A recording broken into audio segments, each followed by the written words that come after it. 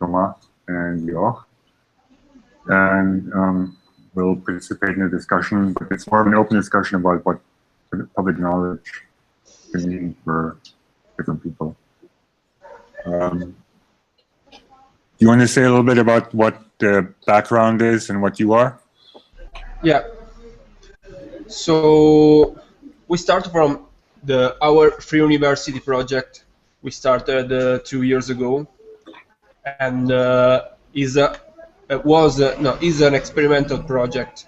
So we didn't know anything about pedagogies.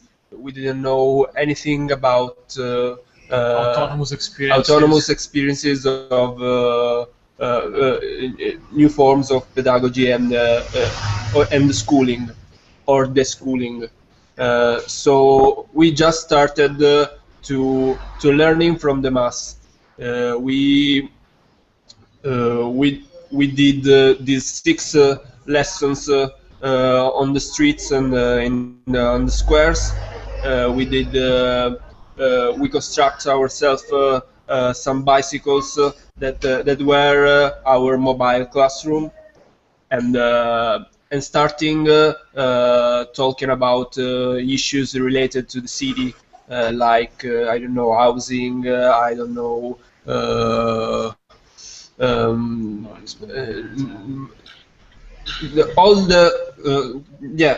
we talk about the mass movement.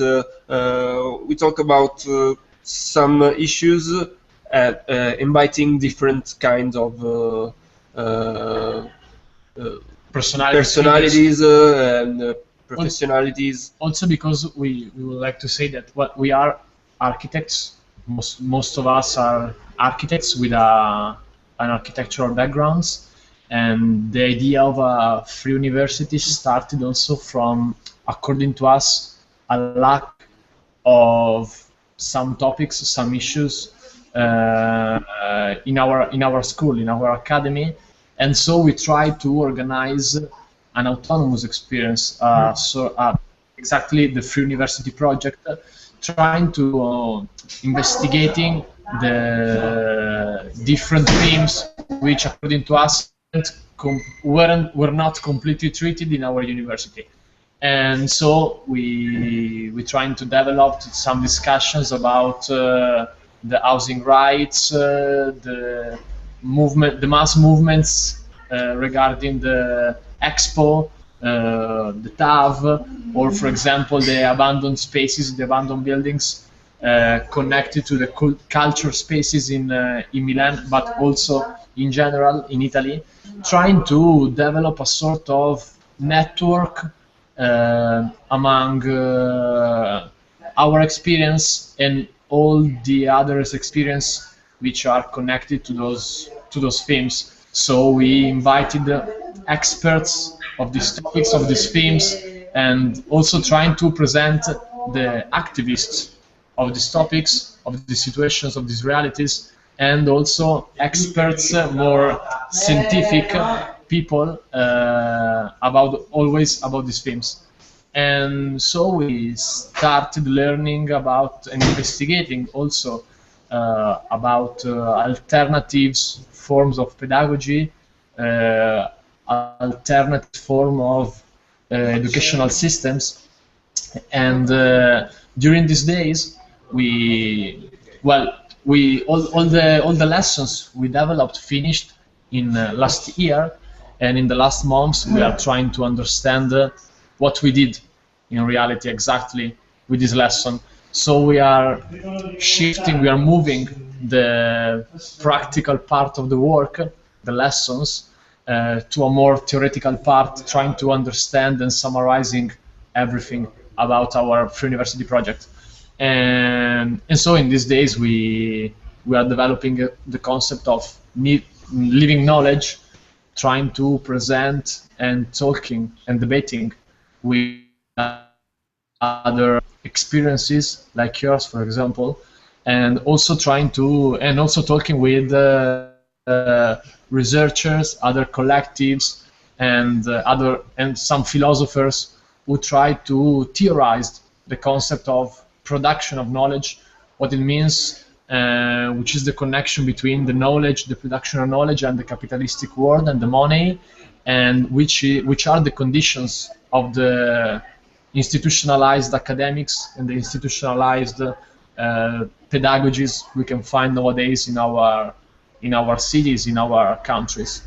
And well, more or less, I think is this what we are trying to do in these days. Okay. Maybe I should, or we should explain briefly what the public school is and how it works. To this. In general, it's an open platform where anybody can propose classes and anybody can join classes.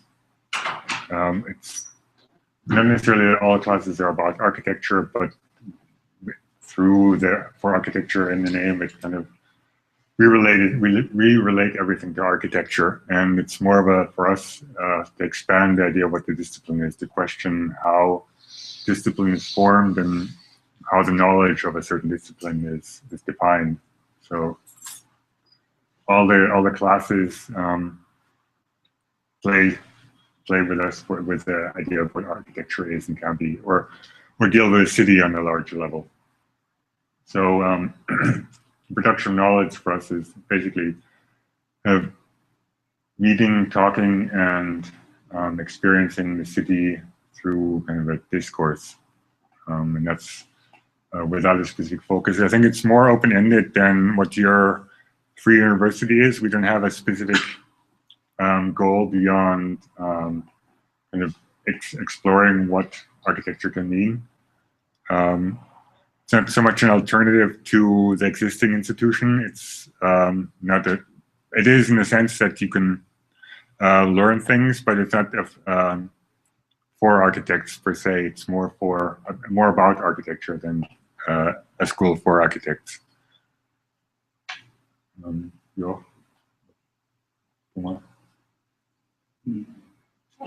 Ideally. Sorry, we can. Sorry?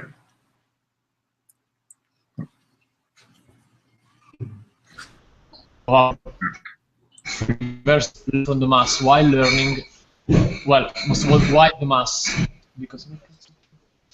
Why the mass? Because we think that, in particular, in the last 3 years, from the Occupy movements, from the Indignados movements, and from the Arabic Spring, we understood that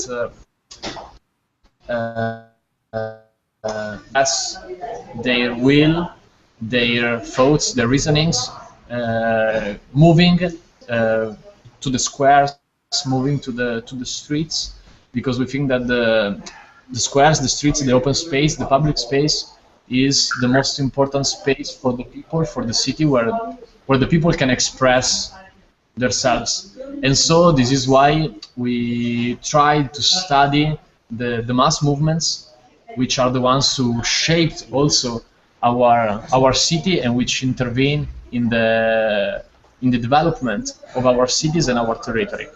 And another thing, just to finish this brief presentation, is that one of our I don't know how to say aim, one of our one of the things we imposed us, well, the only one thing we have imposed to this Free University is that we wanted to develop all the classes in open spaces, in public spaces, like if they were they could represent another mass movement. And well, this is why the Free University is starting from the concept of learning from the mass, and then the study, the investigation upon all these mass movements, which are mainly in Italy, are very important for our territory, like the No Expo movement, the No TAF movement, the housing rights, the movements for the safety of the territory and the landscape, and the culture spaces, which can be connected to the abandoned and refurbished buildings in Milan as in the rest of Italy. And well, that's it. How is the Free University organized? What's the structure? Who defines what happens? Well, this is the Free University. I would say that is the main project we, as a collective, we are following, and we are following this project. And this project is followed by the entire collective. We all participate to the discussion, to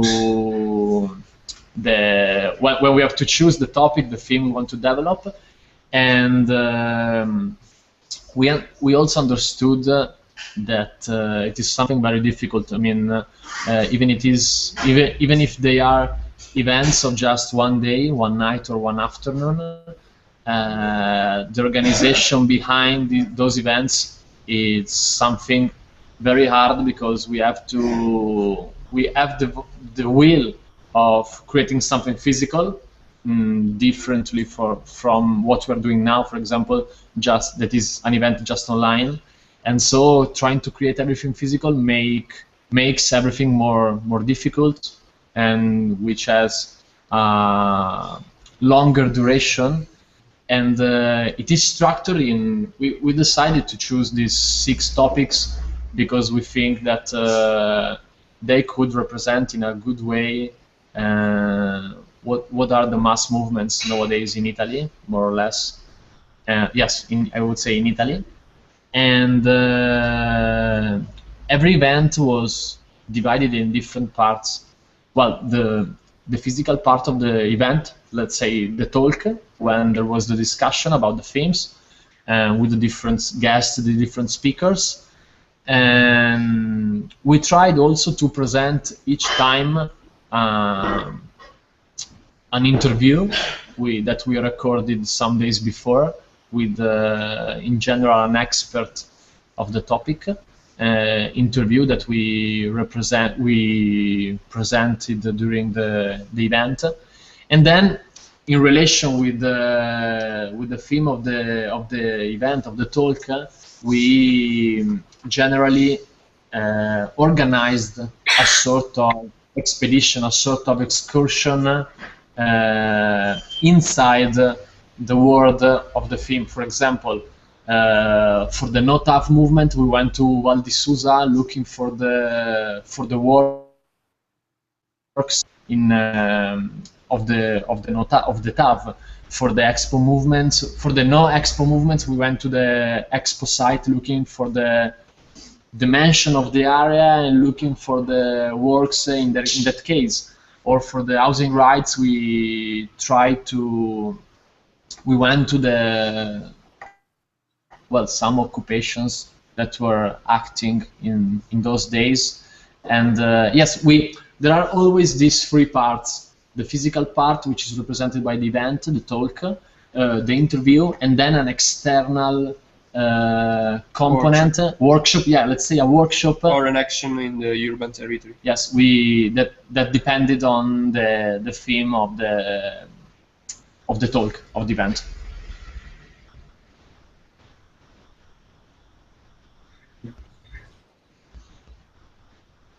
Can I ask a question? Yeah. I might have misunderstood or not followed quite right, but when you said 6 topics, Yeah. could you just clarify what those 6 topics were? I might have missed the flow there, but I just heard you say 6 topics, so I thought maybe that would help us also understand something. Did you hear the question? You mean which were the 6 topics? I heard you say 6 topics, but before and after, then I was just, I mean, I guess you might have been covering them, but can you say what the 6 topics are? Yeah. Li abbiamo, così me li ricordo. The first one was the No TAV movement. No, TAV, the TAV is the high speed train. The high velocity train that they are constructing between Torino and Lyon, between Italy and France, and which is completely changing, which is completely transforming and, well, let's say, destroying the landscape in Val di Susa in the Alps. And the Not movement is the oldest mass movement and the most famous mass movement in Italy. So it is something that is going on from the 1984. Yeah. It is a mass movement which is 30 years old, and but it seems that no one cares about this kind of movement. No one cares about what the people are saying, and in fact, they militarized the entire area, shifting and squatting the people from their houses, and placing in that houses the police, the army, in order to control the entire valley of the Susa Valley. The other topic was the No Expo movement, so something more related to the major work. In this case, the Expo Milano 2015, which is going on exactly in these days, which is presented by the institutions as something like that can push the Italian economy, that can push the Milanese reality, and that can change only in a better way our city and the entire economy of Italy. When in reality, there are a lot of more things to say about it, because it was completely a major work which regarded just private investors, and not to make all the concept too little, but it is something that completely destroyed the hinterland of Milan, without also in this case not caring about the citizens, the agriculture field which surrounds Milan, and just developing their intentions and just going on strictly straight towards the goal of Milano Expo 2015, which is feeding the planet, but about feeding the planet has very few things to connect related to. The other topic was the housing rights movement in Italy. In Milan, in particular, we have a huge occupation called Spazio Mutuo Soccorso. There are three buildings occupied. There are not only an occupation for housing, but they do a lot of activities like the market, university, the popular university,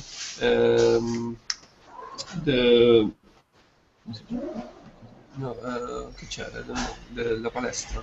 There's a gym and different course which regards a lot of topics, and also the occupation problem in Milan is a very huge question. It's a very huge problem because in Milan we have the biggest amount of empty apartments and the biggest amount of homeless and family who are squatted from their house because of economy problem. And there are a lot of groups which work into this problem, trying to occupy and trying to give into the families, simply a roof. And we are living in a moment that in which the authorities are completely ignoring this kind of problems, and in fact there are also because of the gentrification process which Milano is living now. Well, Milano is, I would say, quite suffering now, and so they are trying to clean the center part of Milan, pushing all these realities to the hinterland, and making always bigger the amount of apartments empty, and making always bigger the number of families without a home. Is that three? Is that right? I got three, I think. Just maybe you could just go through them. Maybe you could just go through them a little bit directly, because then it's going to help me sort of sense what the scope is. The sense of everything. What are they? You have three topics now, right? Yeah. And then I was going on quickly. Talking about the The other three are we call the movement for the land and the yes. landscape. That are movements of for independent agriculture. There is a movement called Genuino Clandestino. Then another one is the movement of the occupied space culture, like theaters, like cinemas doing independent artistic production. And the last one was the movement for the public space called social street, that basically is people doing using the public space to develop their differently culture and artistic work and artistic approaches. So we were these 6 topics: no TAF movement, no Expo movement, the housing rights problem, the landscape and territory movement, the spaces for culture, and the last one was the public space. For the public space. We don't see these 6 movements in separate, but we see these movements like a unique social coalition. So it's not we have to have solidarity between among the different movements. So we theorized this new citizen, we can say, new myth, because that is the gardener. We call the gardener, that is the citizen that use his city in a different way. It's not important related in which topic, in which issue. It's a new form of citizenship. It's something like similar. I don't know if you know, in Spain there are these Marea Ciudadanas. It is the citizen wave. Yeah, citizen wave, and each topic, each issue has a color, but they are united in a unique wave, colored wave. Because also all these movements try to create. They are born like individualities, but they are trying to develop a collective consciousness, a collective network, which can make them stronger and more powerful in front of the authorities and in front of the institutions. So one of the most important things that we learned through these 6 events, through these 6 topics, through these 6 talks, was that even if they started from little realities, they are trying to develop this kind of web, this kind of network among them, apart on the topics they're treating, but because they want to create a collective major work, the one which is called unique big work, which is connected to the realities in Italy.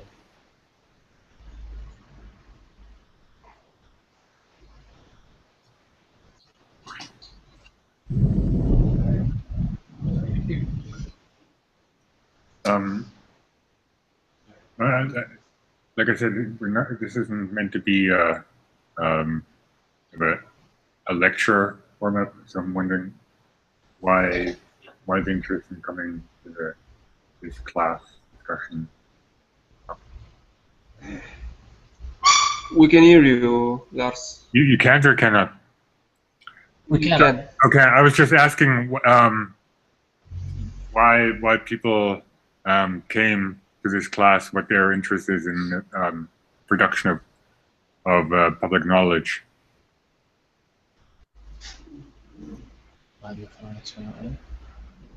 Or what your backgrounds are, is there, or architects, or interview architects. that's been our kind of typical audience. Architects avoid the public school for architecture. Why? You know, Yeah, but is the same question we did in at the University of Reggio Calabria?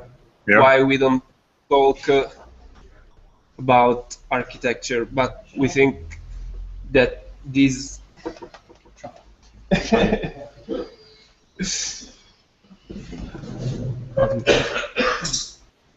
these are topics related to what we call urban study. Is like we don't know.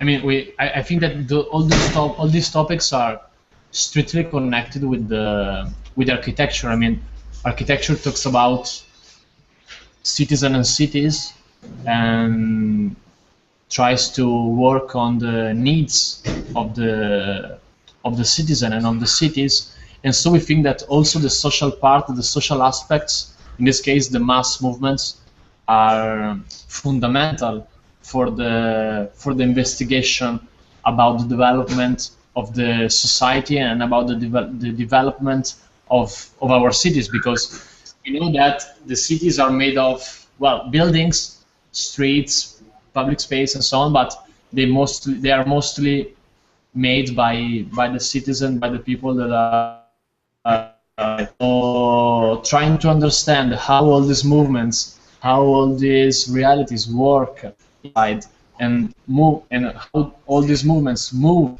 through the cities and through our territory, we think was fundamental for our practice. And we tried to develop the Free University project, trying to investigate all these topics, because the social aspects of the cities and the social aspect of our discipline, of our practice, in our academy in particular, is not treated at all. We just talk about, well, according to our career, we just talk about buildings, technologies, structures, and so on. Not thinking about which is the social context, without not thinking about which are the social needs, the people needs, as if the buildings are the only tool that an architect has to use. And so we try to shift our attention, the attention of our discipline, to other topics, which in reality are very important, very fundamental for the architectural practice. Also because we think that nowadays, in the times we're living in our context, well, in Italy also, most of all, we are living in a very deep economical, cultural, and social crisis. We are trying to understand how the architecture discipline, the architectural approach, and how the architect figure, the architect role has to change according to nowadays society, according to the context we are living in. And so we try to investigate again these themes, this topic, which for us seemed fundamental for our discipline and for our knowledge. And then yes, as I said before, in the last months, we tried to summarize everything of what we did, trying to create a theoretical background of all this project, and trying to understand. Can I say something in a minute? Yeah. Because you probably want to hear from us as well a little bit. I'll try and make a start, and someone else can jump in. But I thought maybe I could say something about, just briefly, about another subject, another group of students, if I can put it that way, because it is basically a student movement that started in Manchester, in England, okay? And it's around this teaching of economics.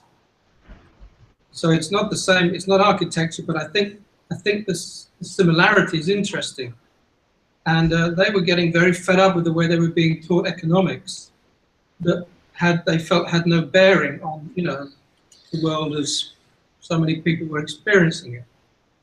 And economics is very much, economics teaching seemed to be, curriculum seemed to be very much tied into a kind of capitalist model, a dominant kind of model of economy, which didn't interest all of them, or in fact maybe the majority of them.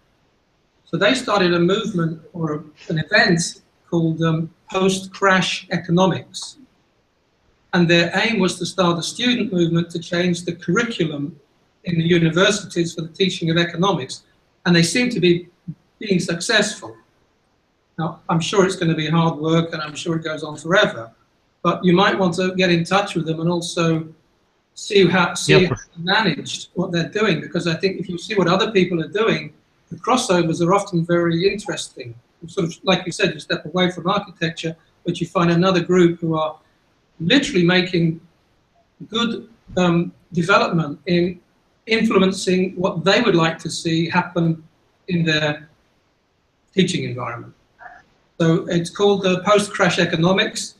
They're at the University of Manchester, and I can give you a connection to them, but you can probably also, if you Google it, you'll find a whole website on them, and they're very easy to get in touch with, and they're probably very busy, but hopefully they would get back to you. And they just had an event in, or a month ago in Manchester, and it seemed to be very successful. And I tried to get to it, but I just couldn't go at the time. It is the Post-Crash Economic Society. Is it possible? Yeah. Yeah. Did you find it? Yeah. We were looking for it now. But I think they're very interesting to be in touch with, just that kind of pedagogic kind of situation, you know. But they're working with They're working within the institution, and they're working as a student, developing a network student movement to create influence and to make sure their voice is heard. Yeah. In fact, if I can add another thing, then it is very important, most of all, that we can cross over our experiences, because it is one of the most important things to develop an international discussion also as well. And we think that economy and the economic world are very important also for the architectural world. I mean, we are seeing that our cities are completely selling themselves to the economic power, to the market power, and which moves to this event, this fact brings to a depoliticization of our cities, which are completely selling themselves to the money. And so this is why we were saying that in which way also the architect role has to change, trying to, let's say, fight against the economic aspect of the development of a city, because well, most of all in Milan or in Italy, all the topics we talked during the Free University lessons were strictly connected also to economic aspects, because, you know, the housing rights is connected to money, the expo is connected to money, the TAV is connected to money, and the spaces for culture are also connected to money. And so the economic aspect is very important for our discipline too. So in fact, we are going to look this case that you were talking about. We said always issues, not disciplines. We have to when we started, I said that when we started our school, we were ignorant about pedagogy, but at the end of the 2 years process, we did these three statements of our school. One of these is that we won't take away the from the the ends of the experts and to remove the disciplinary boundaries and to suggest a creative dialogue between different skills and professionalism.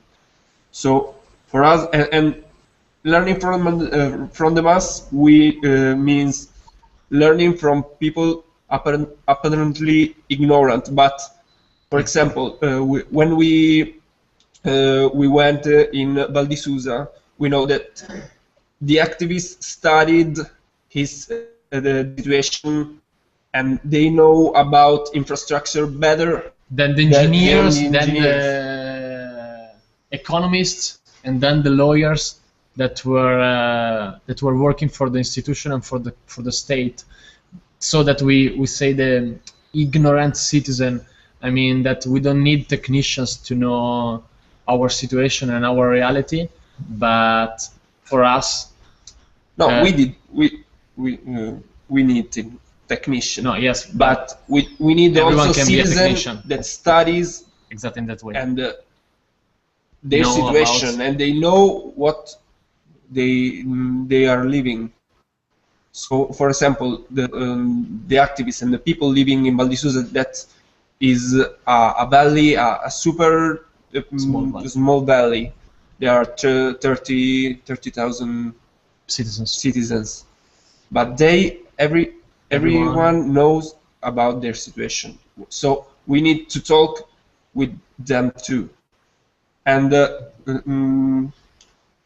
before we talked with a philosopher that is called Girogero, and the same concept he called counter research, con ricerca, and for him, counter research means to turn the socialization of knowledge owned by the capitalism into element of antagonistic cooperation, and it's the real conversation between the interviewer and the interviewed. So when we produce knowledge with learning from the masses, useful knowledge, not to sell books, but useful knowledge for the interviewer, for us, and for the interviewed. And I don't know. This is what we think is living knowledge, explained by who theorized this concept. And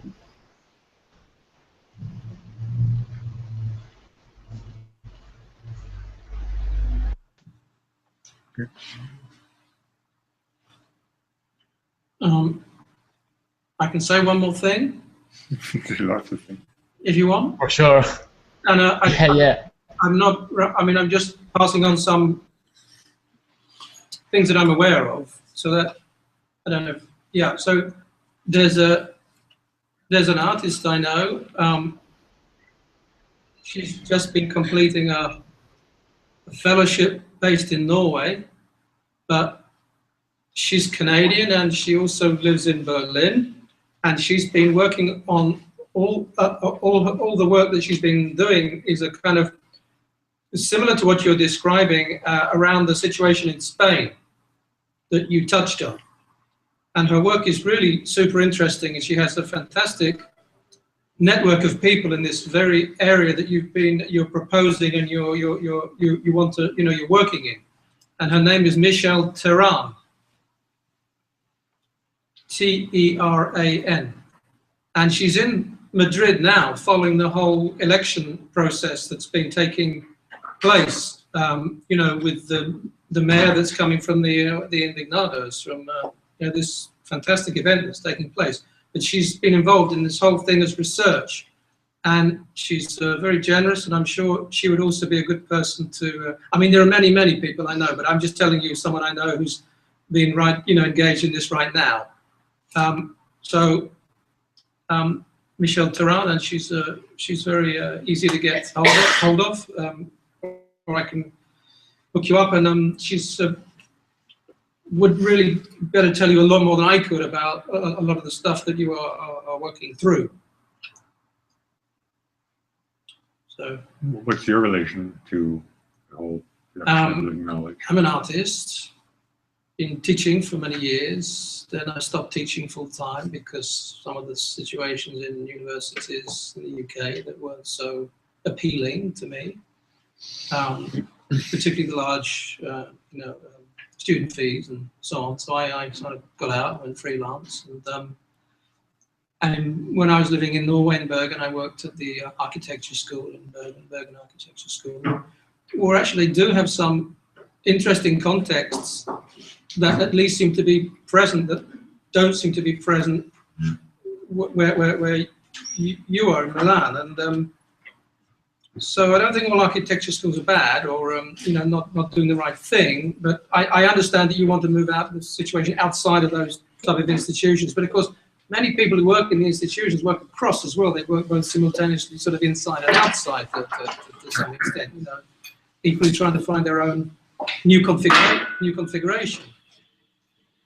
And there's a very interesting architect who's called Dean Simpson, and he's done a lot of work on public surveillance in public spaces, which again might not be exactly what you're thinking about, but I mean he's very informed and does really interesting projects, and is very political and theoretical. So I understood, from him and some others that there was also some very good work taking place. And he's based in Copenhagen, and his name's Dean Simpson. So I'm an artist working in all different sort of situations, and sometimes public space, if there is such a thing anymore.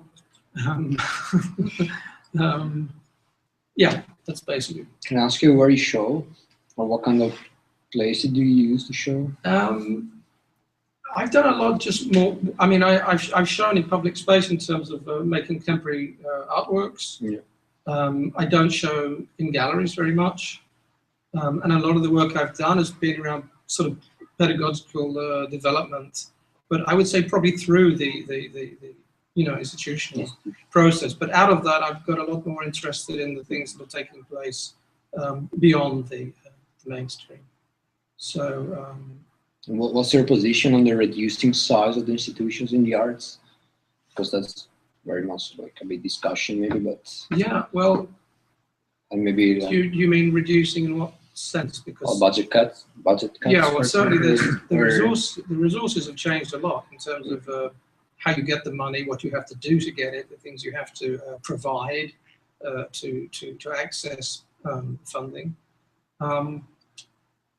And I mean, it seems to be that it's really an ideological shift, political ideological shift to make it harder to function in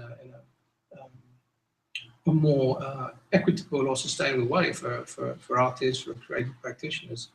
What I think about it, I think it's terrible. But I mean, I've seen it coming for a long, long time. It's not been just now. It's been going like this for 20, 30 years. And every now and then, politics get an opportunity to make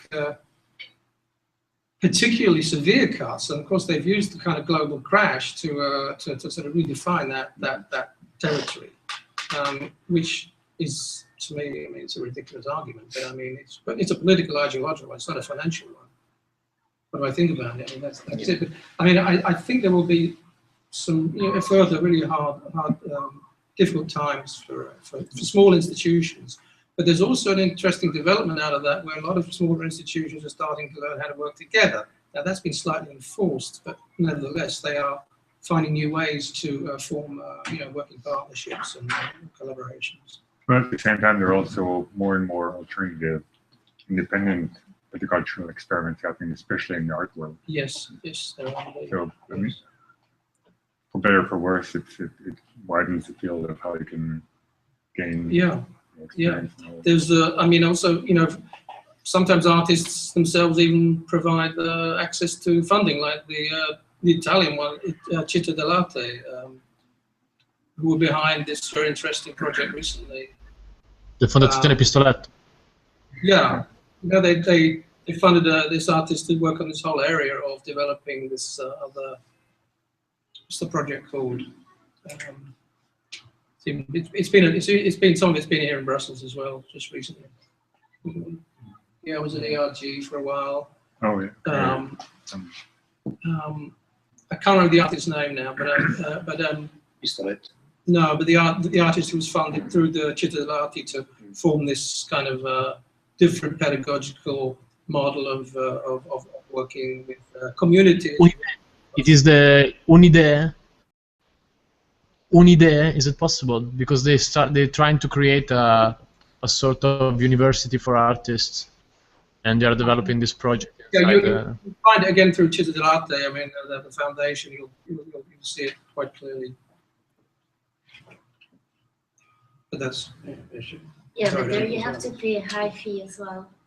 That's the whole thing. If you want to apply for it, and you get approved, you have to pay a high fee, which is super cool on things like this where it's for free. But I mean, that's always the question there. The whole funding, you can, with free classes, you can do so much, or you're depending on the generosity of participants and people who want to teach. So it's, Yeah. I mean, it's an attitude that all the classes of public school are free, but we've also found limitations in getting people involved, both students and teachers, because of the free nature of it. So it doesn't cost me anything. People don't want to come sometimes. So it's not worth it. Yeah, that's the problem. That's a historic, sort of, some culture is valued, and that needs to change as well. Yeah.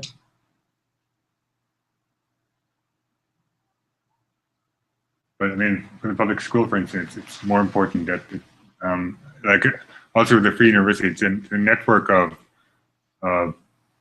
people. For us, almost every class has a different kind of audience. I mean, there's some overlaps, but there's a whole network of different people that have been coming to classes. And then there's also a network of public schools worldwide. This is only one in Brussels, and there's LA and Berlin and New York. So there's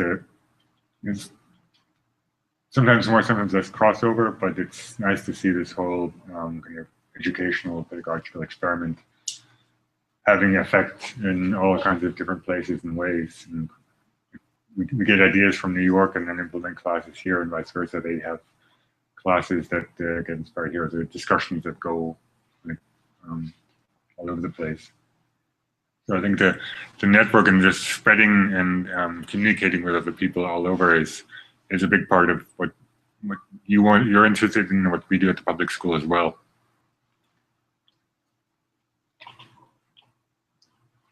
So,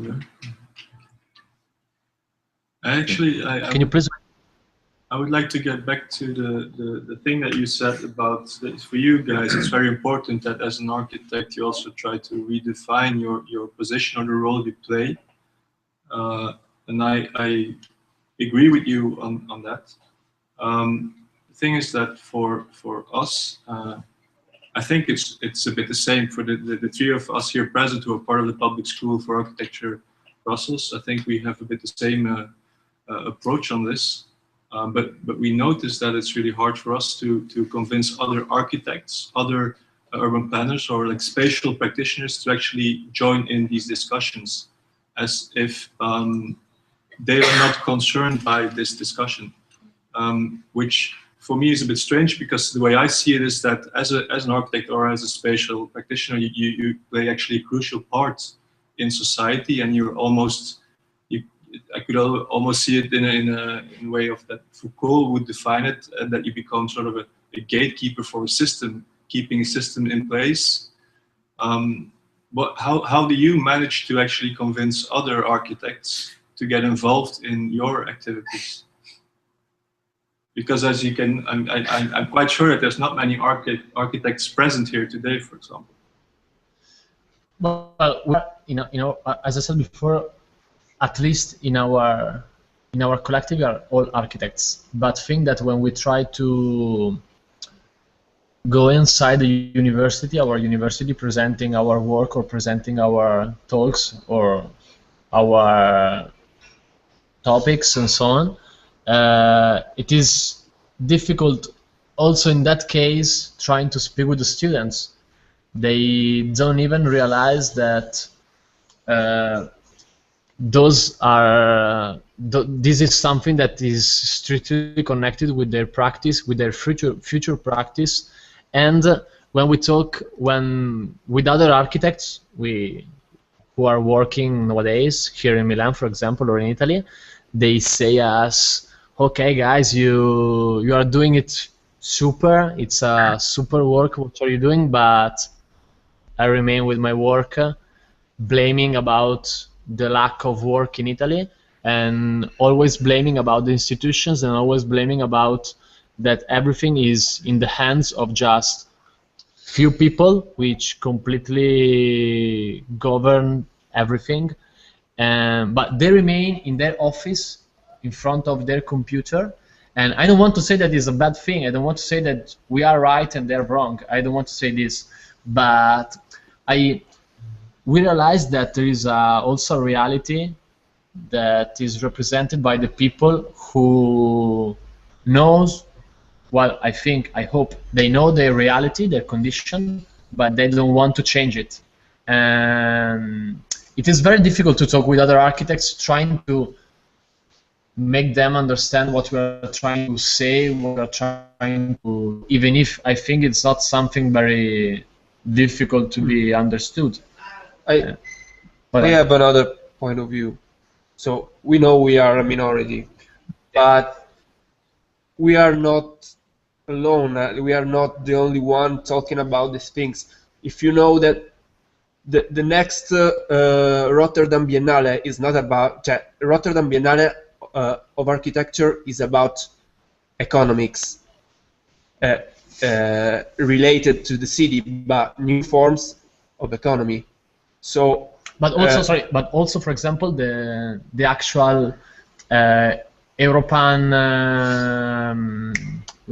competition is not about exactly an architectural project, but they have 3 main points, which are, for example, welfare state versus self-organization, object versus process, and so it means that there's something that is changing also in the architectural world, in the architectural reality, because they are trying to understand and starting to see the architectural projects not something that is only represented by an object, but trying to understand which is that architecture is more a process, something that can be developed during the years, and something in which the people can participate, because one of the most important things of for example, the last European competition is the participation of people in the processes which an architectural project can develop. So maybe we are talking this way because in Italy, I don't know, there's a different condition, a different reality. We know, as Salvatore said, we are a minority, but as it was saying before, for example, the next architectural biennale in Rotterdam is about economics, and so we can say it is difficult to talk with other architects about these things, but we also are understanding that something is changing nowadays. No, another topic very interesting, in my humble opinion, is the influence of technologies in the city. For example, I'm reading now a book from the Biennale Interior that is in Brussels, no? It was in Brussels, I think, yes. Yeah, and this book is not about the form of new houses. It's about how the technologies are changing our house. For example, the house in the age of Airbnb, the house in the age of the Internet of Things.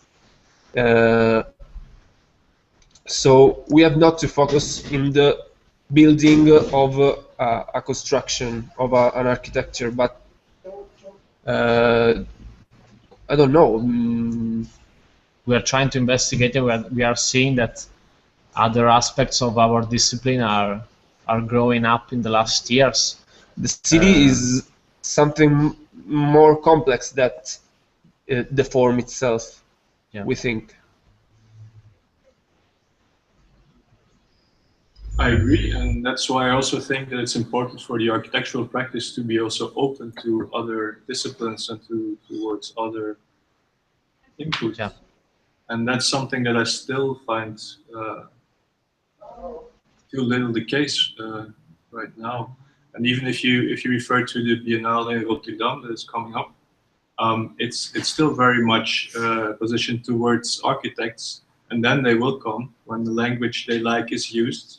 When the format they like is being used, they will come and show up and think about these things. But it's very hard to get them entering like an open dialogue with other people who might also have an opinion on these things, but that might not speak the architectural language. That's something that for me is still it's like a bit of an ongoing struggle to overcome these frontiers between these different disciplines. Yeah. I agree that there's certainly a change, and there's a change happening in how people work, but I think the definition of the discipline is still very narrow, and it's hard to, as soon as you do something else, it's not considered architecture anymore. You might still be an architect, but you're not doing or making architecture. You're thinking of space, but I think the definition of what architecture is and can be is still very narrow.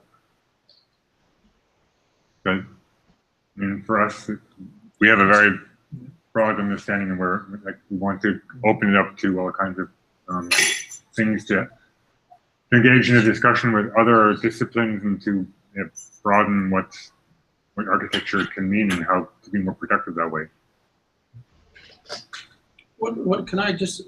What about the series of things, actions that were taking place around the last summer's festival on the canal? Mm-hmm. There seemed to be a lot of sort of temporary works, actions. There was a student from Bergen who came, Dan Ditch, who did a piece of work with a group here, and they're very busy in Berlin doing a lot of sort of actions, which you might see on the street actions. And there's a whole sort of generation of younger architects who are shifting away from the building as the model and into sort of public space action, temporary situations.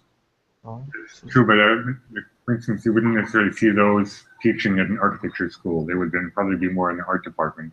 Yeah, but I'm thinking they're probably also in the zone of beginning to create new knowledge. Yeah, absolutely. No, there's a lot of knowledge out to there. follow those initiatives, it would seem to me to set up a whole new categories of understanding about what could be taking place. Because I do. I mean, I'm probably getting that notion from the bus students, but that's like I've known them for sort of over 4 years.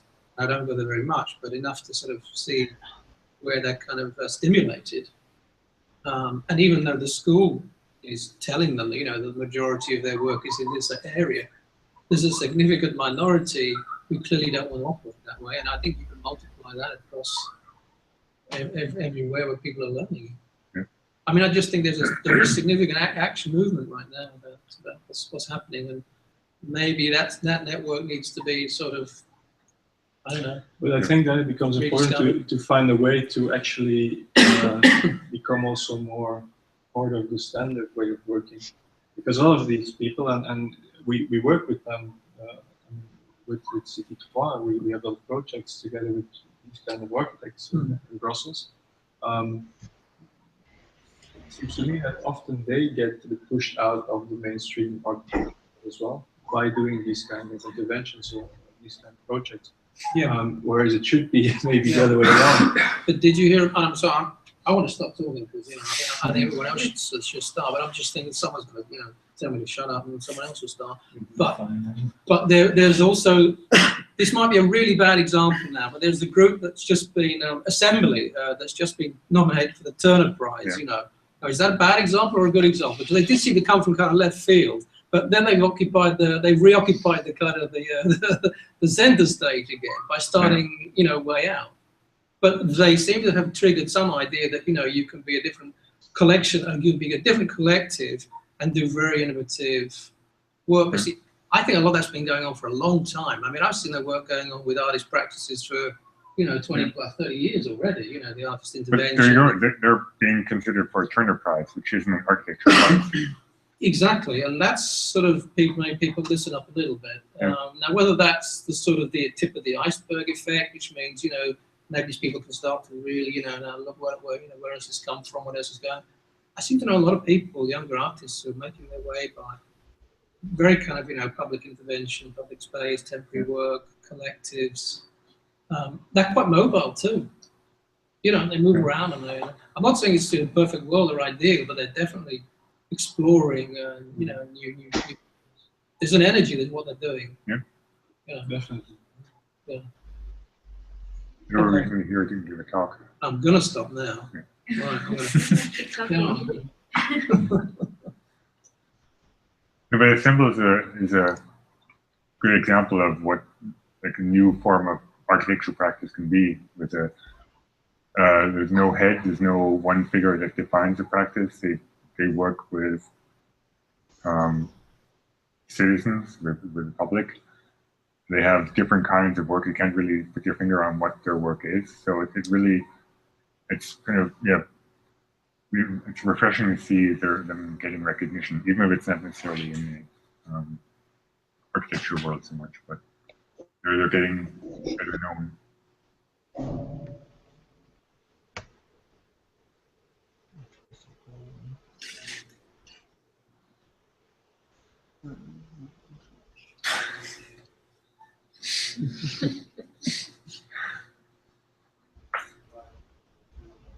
What was your aim to raise this public school?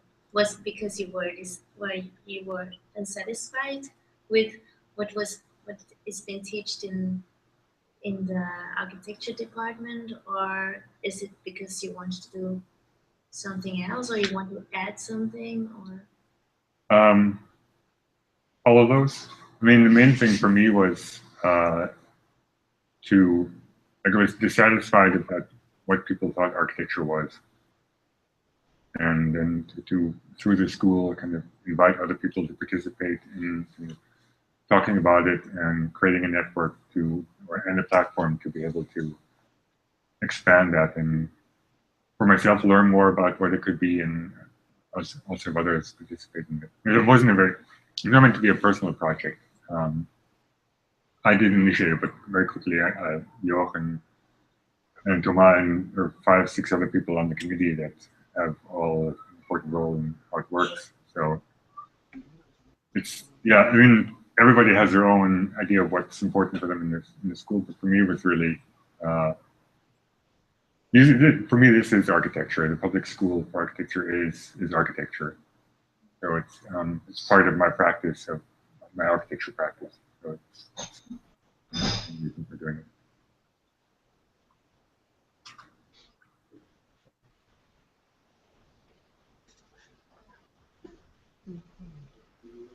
so I'm going to say one more thing, because it's just because it's on my mind, you know. I was interested in what you guys said, you guys there in Milan. I was interested in what you said about when, you know, knowledge is formed. Who forms the knowledge? Who knows what? And you talked about that long-standing group fighting the train track. And you talked about those people who... Can you please repeat the last 10 seconds, the last 5 seconds? We lost some words. Yeah, you talked about those people who were working in the activist group on the train track, and you talked about how they knew more than others about the whole breadth of the situation. And I'm interested in that idea, you know, about who has the knowledge, who creates the knowledge, and how that is potentially you know, worked with and worked through and then shared. And I think that's an area that a lot more could be done, and that means probably that there's also the idea of the role of the negotiator or the facilitator who maybe needs to sort of be the go-between between those people doing this work and how that specifically is brought out into more kind of public realm again and shared. And I'm sure that that model is going on in many, many places. So actually finding the new knowledge and distributing it, I think, is a whole work in itself as well. What do you mean with the new knowledge?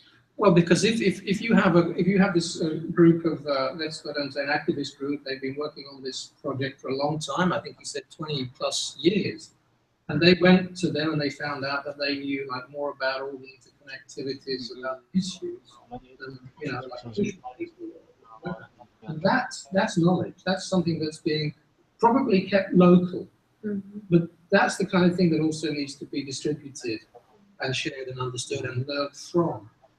And I think that is also still taking place, but I think it could take place a lot more. And I think that's where you become like a facilitator. Actually, you mean a bit like the lost knowledge, the I mean, I things think you don't learn in school, but yeah, it's new knowledge. I think it's stuff that's being there. It could be seen to be sort of temporary in that location, but it will have meaning and resonance for other people who want to know something about what that circumstance is.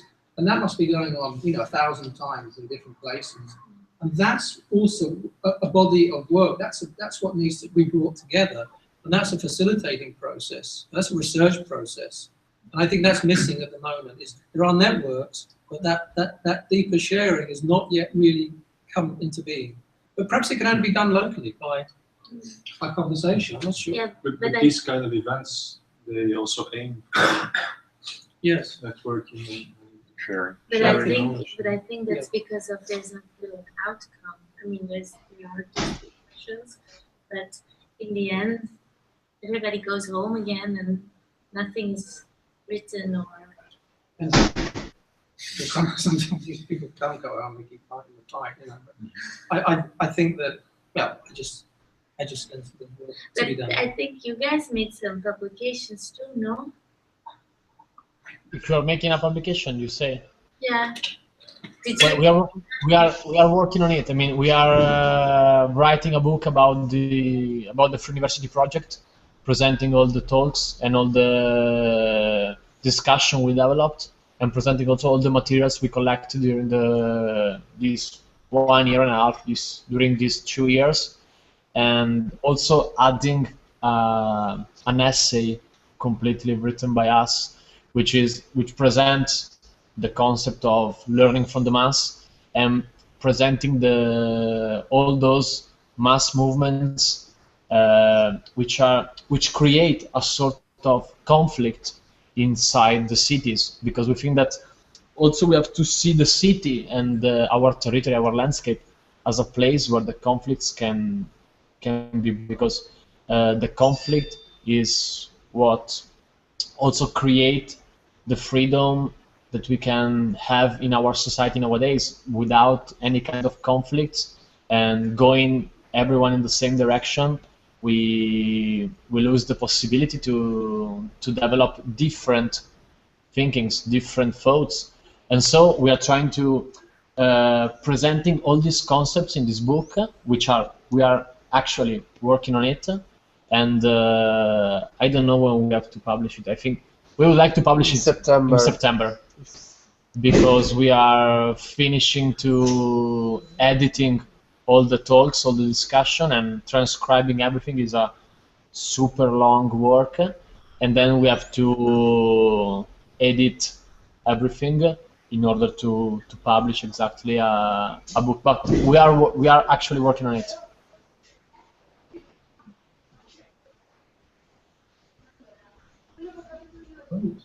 I think it's really nice. are you going to distribute it? And the editor will distribute it. Yes, because we talked exactly 2 weeks ago, Yeah. 2 Saturdays ago, with the editor, with the publisher, who is an independent publisher From Rome. from Rome, yeah. And we talked with him, and what he's going to do is exactly share and spread the book through his channels, and You know, the independent publishing works in a very interesting way because, for example, this one doesn't want to be paid for the publishing of the book. For the No, public, for the pub, they'll pay us, they'll pay us. but Exactly. nothing, I think. Is a little part of what they're going to sell will be give to us. In fact, we just present our work, our book. They're going to print and publish it, and they are presented. They're going to present the book in their book fairs, in their libraries, and but all this independent publisher works in a very interesting way. Exactly in this case, we don't even have to pay for the publication. And I think the most interesting thing of our research is that we always try to make it public. So when we do we can easily do an interview at our house or using Skype or using or talking with an expert. The most difficult things is to do this research in the public space. Yeah. So for this, I think that we produce living knowledge, because doing it at In your house, it's something too easy. yeah, and in the public space, there are many So- cases in that people arrived, don't know nothing about our works, don't know nothing about architecture, and do an ignorant answer, and Which fact opens us another the fact world. that the architect have to talk Confront. and use a different language from the architectural one, no? The language we use between among architects. So this is, I think that is the One of the most interesting aspects of our work, that we want to make it understandable for all, and in this way I think we can say that we can talk about, more than architecture, urban politics, we can say. and we talk about production of knowledge also in this sense, because it's something that can be presented to everyone and can be understood by everyone. Well, we hope. That's it. Do you think that the book can be used as a manual for other people in other countries to raise also a free academy? Or is that not the aim? No, I don't know if it won't be a manual, Yeah, because every nation has its specificity. And for example, if I have to be a manual from this kind of activism, I would learn from Spain. I don't know if you know that the mayor of Barcelona was the leader of the activists for housing rights 4 years ago. There are now these photos. the same woman, which was picked up by the police from the buildings and putting in the jail 2 days ago, has been elected as the new mayor of Barcelona, for example. And so I think that the Spain case should be present. The entire mass movements which was developed in Spain during the last 4 years can be presented as a sort of manual. I don't think that our book can be used and can be presented, or we cannot talk about it as a manual. I mean, a manual is something that can be copied. Yes, exactly what Salvatore said, can be copied. And for example, in Spain, when they work in the public space with the participation of the citizens, they always try to develop their processes, trying also in parallel to develop some manuals which can present and can explain the processes themselves.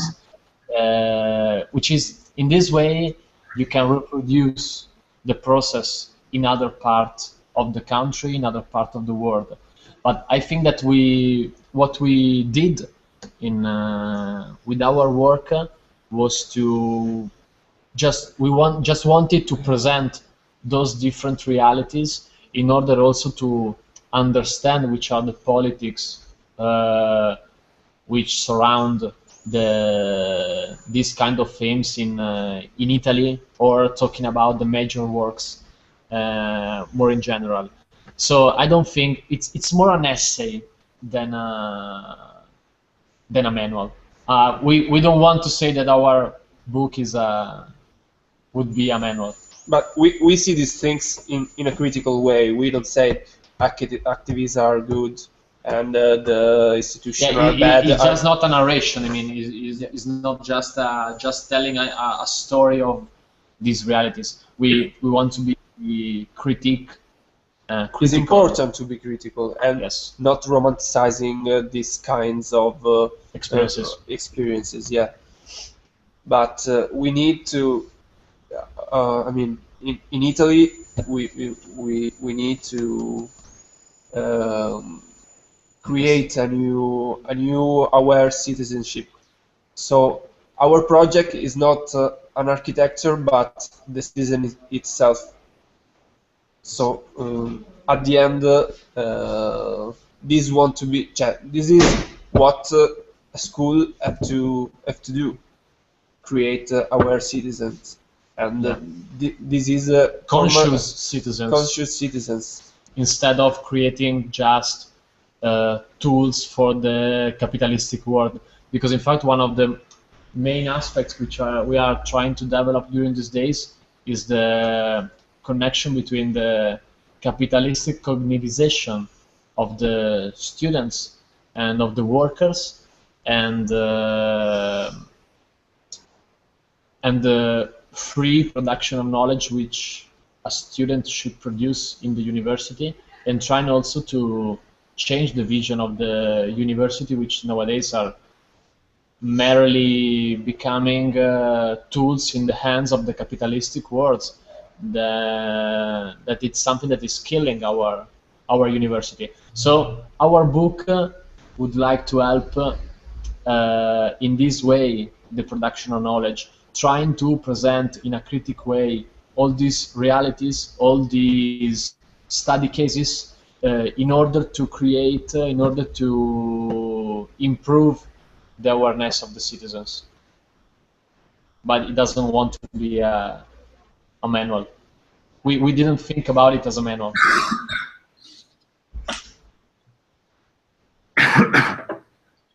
That's it.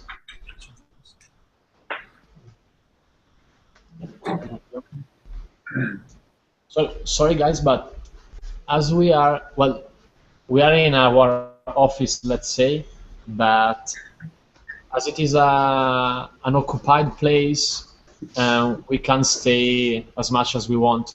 So it's 8:30 and we have to close the spaces, because otherwise we can get in some troubles. If some of us wants to get in touch with you or follow on what you're doing, where can we find information?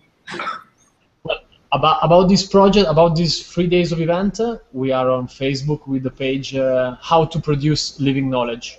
But in our Facebook there is everything. I mean, if you go to IRAC social, which is our page, you can follow everything of what we do. Or if you go to our webpage, which is still under construction, but it is irc.org. You can find our.